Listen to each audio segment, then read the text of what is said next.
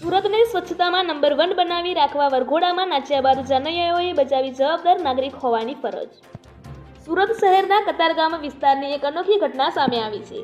સ્વચ્છતાને લઈ વરઘોડામાં જાનૈયાઓએ સાફ સફાઈ કરીને એક શ્રેષ્ઠ ઉદાહરણ સ્થાપ્યું છે.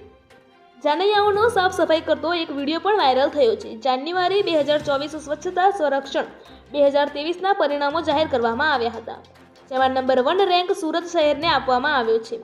સુરત શહેરને ક્લીન સિટી નંબર 1 બનાવવાનો રેન્ક યથાવત રાખવા માટે જાહેર સ્થળો અને રસ્તાની રાઉન્ડ ધ ક્લોક સફાઈ પર ભાર મૂકવામાં આવે છે, જેના પગલે સુરત મ્યુનિસિપલ કોર્પોરેશન દ્વારા વરઘોડામાં ફટાકડા ફોડીને કચરો ફેલાવ્યાની સામે દંડનીય કાર્યવાહી પણ ચાલી રહી છે. જોકે બીજી બાજુ જાનૈયાઓના એક ગ્રુપ દ્વારા ફટાકડા ફોડ્યા બાદ સફાઈ કરી એક અનોખી મિસાલ કાયમ કરવામાં આવી છે.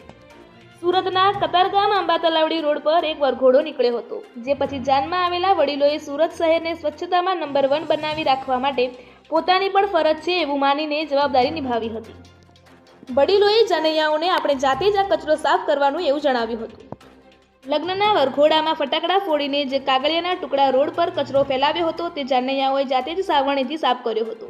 રિપોર્ટર સુનિલ ગાંજાવાલા, સુરત.